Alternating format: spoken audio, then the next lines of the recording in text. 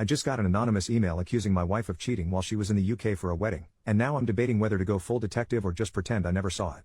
I, 47M, have a comfortable and fulfilling life. I have a job I truly enjoy, I live in a nice suburb, and I'm blessed with 3 wonderful children, 8M, 6F, 4F, and a lovely wife Emily, 45F. I've always felt Emily and I were an ideal match.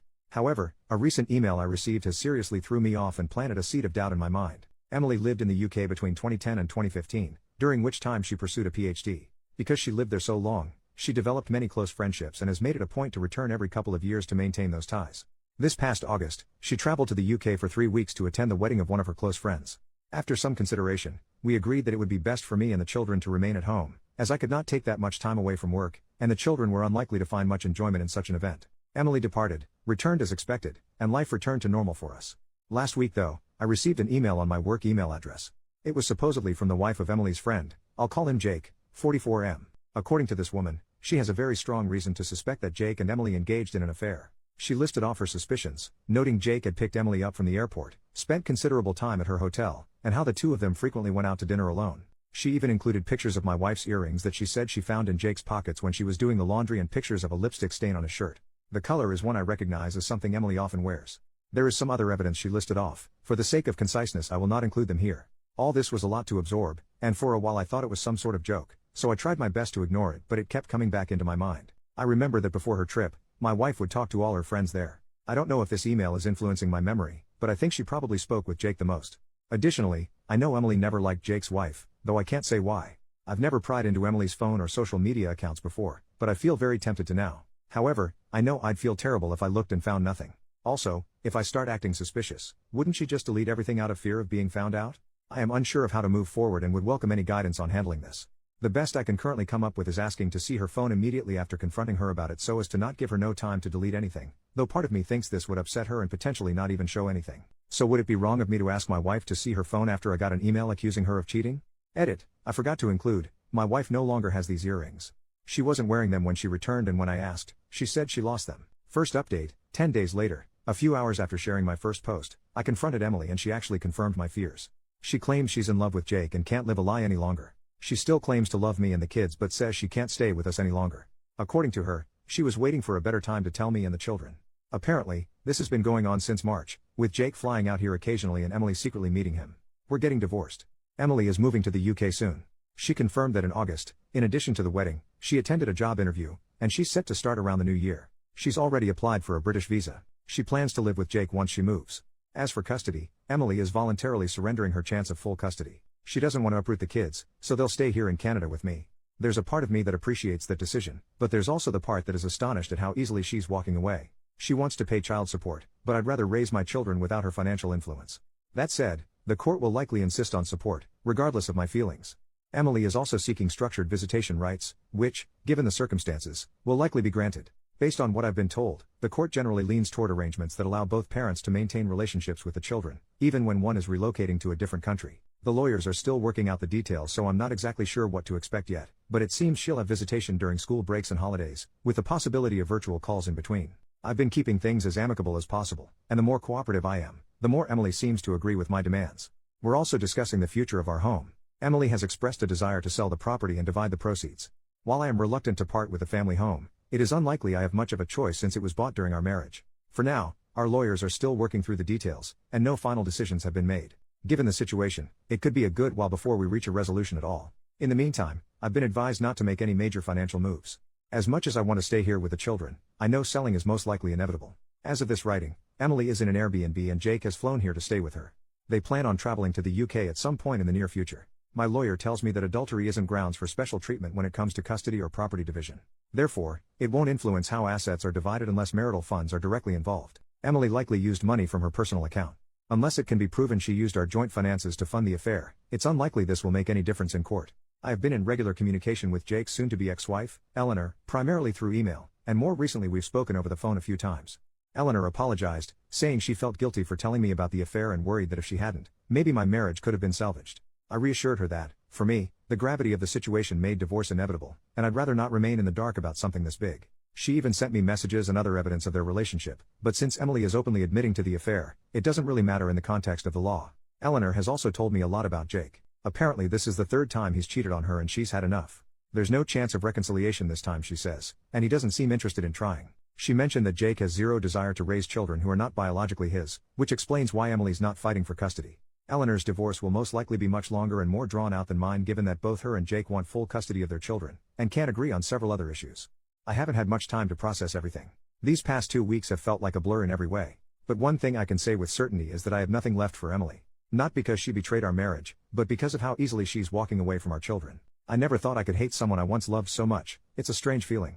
The hardest part in all of this is the children. My 2 youngest daughters have started asking why their mother isn't around as much anymore, and it's been very difficult trying to communicate with them about the nature of the situation. My eldest seems to understand a little more and, as a result, he has become quiet and withdrawn.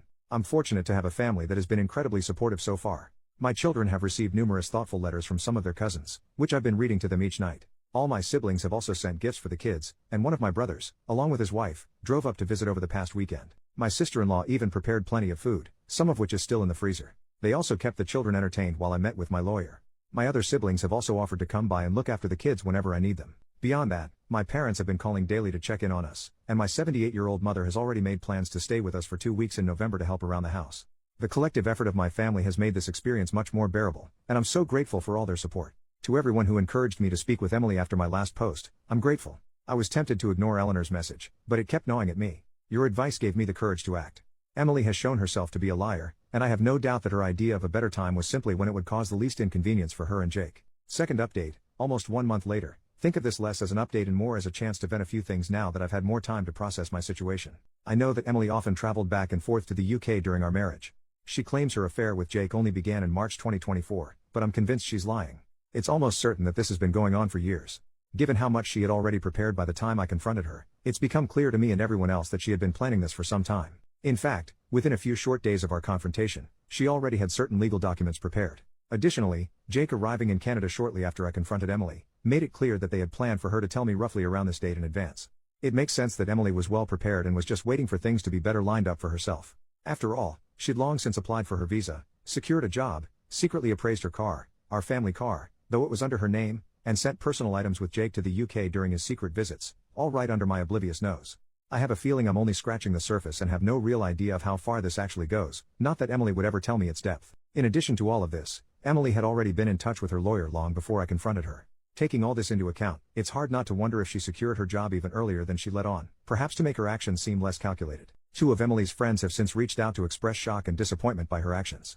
One of them, Janet, mentioned that according to another friend, Emily had been consulting her divorce lawyer as far back as late August or early September, and this other friend also confirmed my suspicion that Emily had been sending some of her belongings to the UK during Jake's visits. I've been losing sleep, replaying the past few months in my mind, maybe driving myself a little crazy, but certain things stand out. For example, when Emily went to the UK in August for the wedding, she was carrying 3 fully loaded suitcases. She told me that they were filled with presents for her friends and I didn't question it, even though it seemed a bit excessive at the time. When I picked her up from the airport after her trip, I noticed the bags were suspiciously light. I can assume that in addition to the job interview she claimed to attend, she transported a bunch of her personal items to the UK, which would explain why since her return, she seemed to have been wearing a smaller selection of her clothing. Despite this, I was somehow blindsided and I completely blame myself. Looking back, I can see there were signs I ignored and I guess I didn't think Emily was capable of this sort of thing. A part of me wonders if this could have been avoided entirely had I been more assertive and vigilant in the past. The worst part of all is that my children are now dealing with the consequences of my ignorance and stupidity. While I twiddled my thumbs, my wife had essentially started a new life. Most people in my life now know about my separation from Emily. I've stopped wearing my wedding band, and I've explained the situation to friends and colleagues who noticed it gone. One of my close friends, and many others who reached out privately on Reddit, have suggested I get DNA tests for the children, given Emily's travel patterns and tendency to lie. While I understand where they are coming from, this is something I'll never do. I'd never assign my children to another man. Nothing will change that.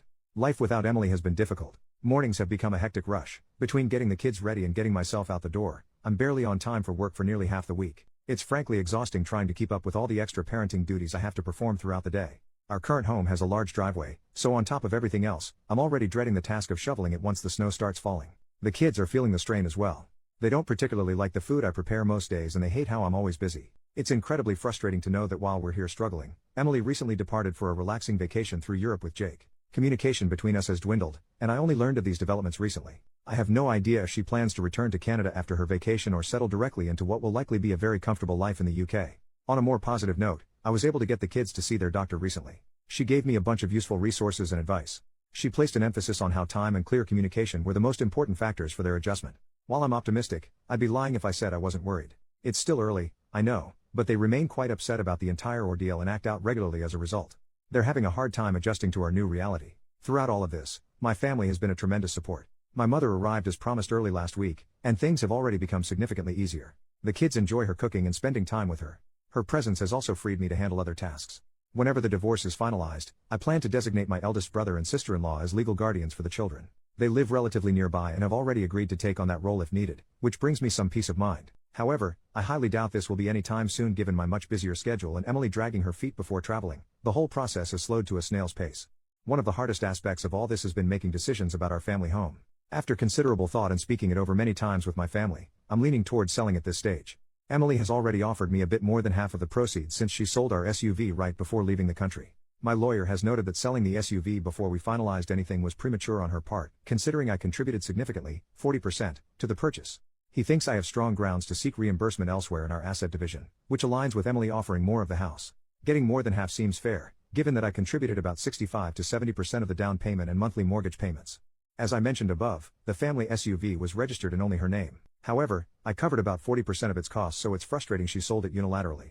As I've learned over the past several weeks, my sedan is too snug for the kids and inconvenient for my mother to duck in and out of when she runs errands. So I'll need to trade it for something larger. In return, Emily has graciously insisted I keep the furniture and appliances, least she can do, I suppose. As much as part of me would like to stay in our current home, it's probably better for us to move.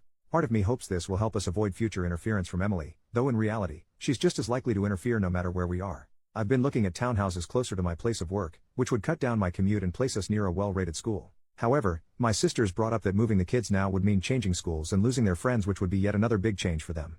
An alternative option is that we move to a smaller, more manageable house close to our current one. This would reduce my workload and allow the kids to stay at the same school.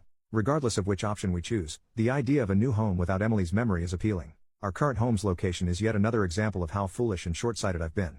Its location was much more convenient for Emily's commute compared to my own. It worked out for a time as the children's school was close to Emily's work in case they needed her during the day, but now all of this is useless as my place of work is rather far. I've heard nothing from Emily's family, and frankly, I have no interest in reaching out. As for Emily's future with Jake, I don't wish her relationship to fail. The longer her life is stable, the less likely she'll disrupt ours.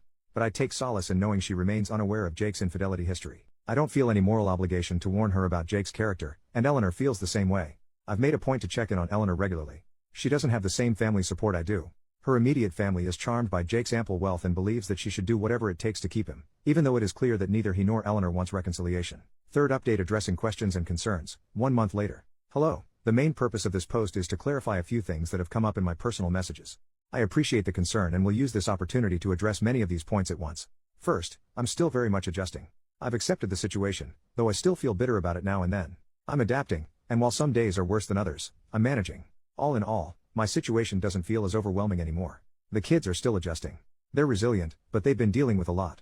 I'm considering enrolling them in a program designed to support children of divorced parents. I just need to find the time to properly research it once my work calms down a bit. On the topic of household dynamics, some people who have been messaging me seem to think that Emily was overburdened with chores and that somehow justified her decisions.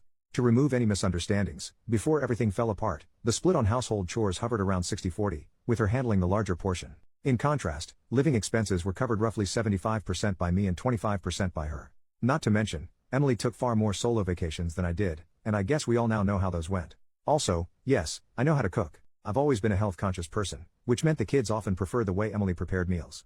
Despite the many private messages suggesting otherwise, I still have no intention of DNA testing my children.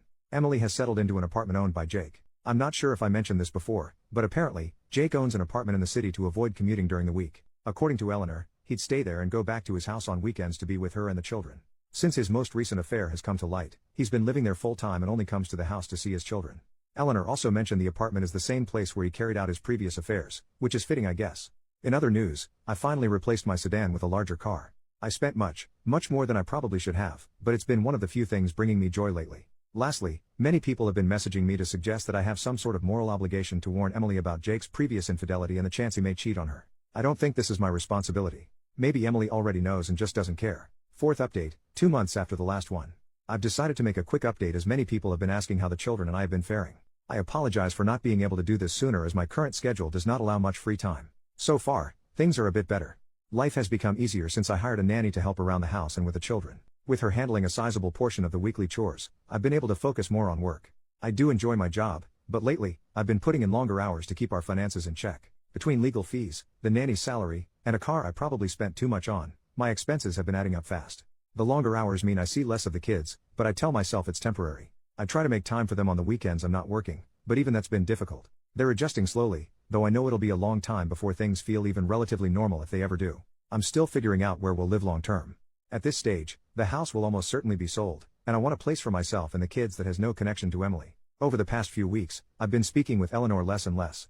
Part of it is my schedule, but mostly, I just don't see the point. Talking to her only reminds me of how good I had it before. The most important and annoying reason, however, is that Eleanor has decided to remain with Jake. She claims that he respects her, somehow, and has shown commitment to their family despite still being with Emily. According to her, he has demonstrated this commitment by prioritizing their children over his new relationship and by respecting her space. It is jarring, considering how just a few months ago, she was adamant about going through with the divorce, yet now, she's cancelled these plans entirely. Then again, maybe I shouldn't be surprised.